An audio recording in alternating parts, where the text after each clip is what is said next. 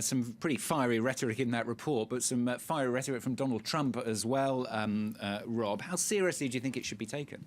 Yeah, fire and fury like the world has never seen before. I mean, there's no doubt that he's gone off script. I mean, speaking from his clubhouse in New Jersey, apparently, and he's taken everybody by surprise. He's shocked not just his allies, I think, but many in his own administration as well.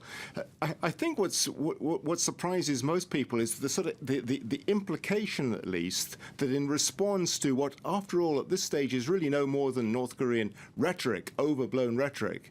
The United States is prepared to use nuclear missiles as first use. That's something that the United States has never threatened before. So I think that has certainly set alarm bells ringing. Just how serious is he? Did he understand the implications of what he was saying when he made that statement? The response from his administration suggests that perhaps not, that perhaps he was simply going off script without really thinking through what he was saying. Rex Tillerson, Secretary of State, has been rowing back since then, trying to clear up some of the mess that's been left by Donald Trump, saying Americans should rest easy, that the threat isn't any more serious today than it was the day before, and so on. But at the same time, from the Defense Secretary, we've had very strong language as well, although not suggesting first use of nuclear weapons in response to North Korean rhetoric, but reminding the North Koreans just how powerful the American nuclear armory is and what that would mean for the North Koreans if they decided to strike against the United States.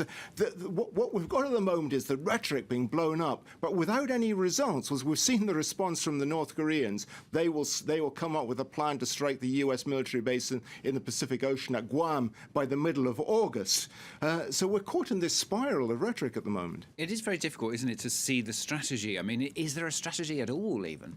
It is hard to see what the strategy is at the moment. We know that Donald Trump set out, it was clear from his electoral campaign, to prioritise North Korea, to find a solution to North Korea, and he gave the impression that he thought it would be relatively easy. He would bring his problem-solving skills to the problem, and that would be it. And he clearly thought that the key to unlocking the puzzle would be China, that if China could be brought on board, if he could sweet-talk the Chinese, that would be the way to solving the problem. The problem to that, however, has proven that China's not that happy about being used as the United States muscle to bring pressure to bear on North Korea, and nor is it absolutely clear that the North Koreans are that susceptible to Chinese pressure. We have seen some moves forward. The recent UN sanctions certainly have increased the pressure from not just China but from Russia as well on North Korea. But there is no sign at this stage that the North Koreans are prepared to back up. And instead, we're locked into this strategy that we were just talking about, this sort of cycle